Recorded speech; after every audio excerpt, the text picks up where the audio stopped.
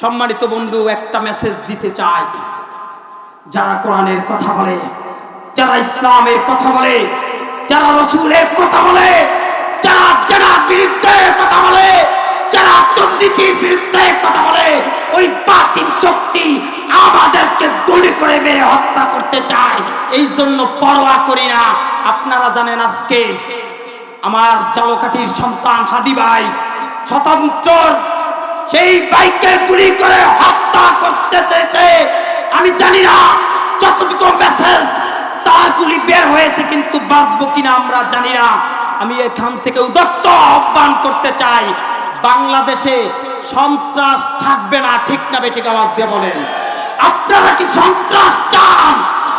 এই গাজীপুরে নয়, গোটা বাংলাদেশে সন্ত্রাস মুক্ত করবো ইনশাআল্লাহ। শুনেন, এর জন্য আপনাদের ভূমিকা অপরিসীম ভূমিকা রাখতে হবে। বলবেন হুজুর আমাদের কি দরকার? একটাই মেসেজ, আপনারা যদি এখনো বাইক কেমনে বুঝাইলে বুঝবেন জানি না। 2 দিন আগের ঘটনা, দৌড়ে নিয়ে 10 জনে মিলে দর্শন করছে। আমি হাজারো বারে বারে এরকমের বুড়ি বুড়ি কথা বলি। এই গাজীপুরে আমি বলেছিলাম, এই গাজীপুরের মধ্যে ডিরেক্ট থেকে হাজার হাজার কন্ডম বের হয়েছিল। এই গাজীপুরের মধ্যে দেহ ব্যবসা আক্রা করেছিল আওয়ামী লীগ সরকাররা।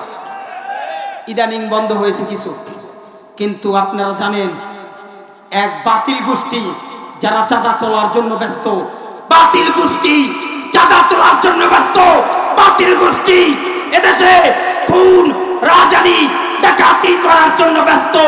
আপনাদেরকে বলতে চাই, ভোট নামক নিয়ামতটা দিয়ে ইসলামকে প্রতিষ্ঠিত করে ছাড়বেন।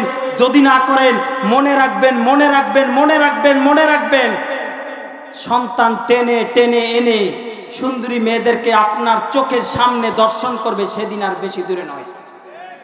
ঠিক বাড়িতেই কইেন, বললেও ঠিক, না বললেও ঠিক। আপনাদের এই জবান বন্ধ হওয়ার কারণে জাতির অবস্থায় এখন দাঁড়িয়েছে। গোটা সমাজের মানুষ যদি আজকের হকের প্রতিবাদ করত, দোস্ত পালাবোর জায়গা থাকতো না। ওই বলছে আমি পালাবো কোথায়, আমরা পালাই না। অথচ তারা এখন ইন্ডিয়ার দেও পালাই, অন্য জায়গায় গেছে, পালানোর জায়গা নাই। ঠিক না বেঠিক?